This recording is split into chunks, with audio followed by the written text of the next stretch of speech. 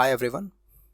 In this video I will demonstrate how you can develop your own diversified stock market portfolio, one with minimum volatility, ensuring it doesn't experience significant declines throughout the year. By the end of the video you will learn the basic flow of using Python's PyPortfolioOpt library. I will input a list of 40 stocks into my program and it will output the number of each stock I need to buy. Let's get started. I've curated a list of some excellent stocks in the Indian stock market.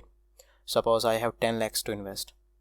I want to determine how many shares of each stock I should buy to create a portfolio with minimal fluctuations. In more technical terms, I am to build a minimum variance portfolio through mean variance optimization facilitated by modern portfolio theory. To utilize this, we need two things: the mean returns of assets and the covariance matrix. We can calculate both using historical prices of assets. Let's first fetch the last 5 years of prices using Python's yfinance library. I am saving the downloaded data on my device to avoid fetching them from the source every time I need them. We want to create a data frame where each column represents a single asset's price and each row is the asset price on a given day. To achieve this, I will create a dictionary where each date points to another dictionary storing asset price of that date. Then I will convert the dictionary into the data frame and set the index on the date column. It's like building a stock market Lego set.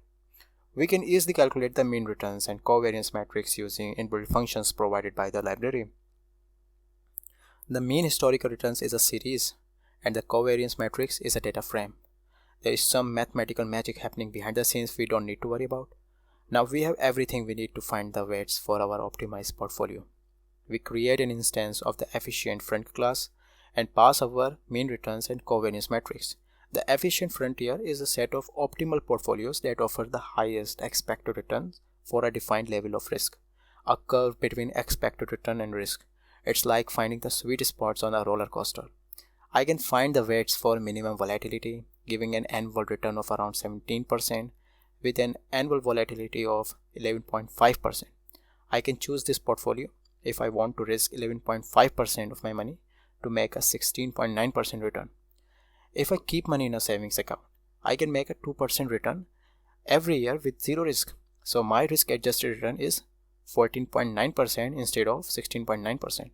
I am risking 11.5% of money to make 14.9% return.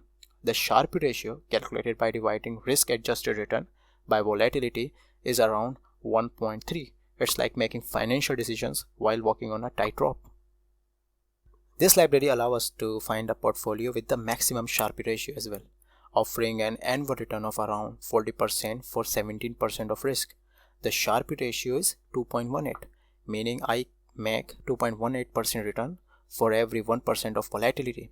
It's like hitting the jackpot in the stock market casino. I can plot the weights. For instance, I have 20% of IRCTC in my portfolio, some Nestle India and a variety of other stocks.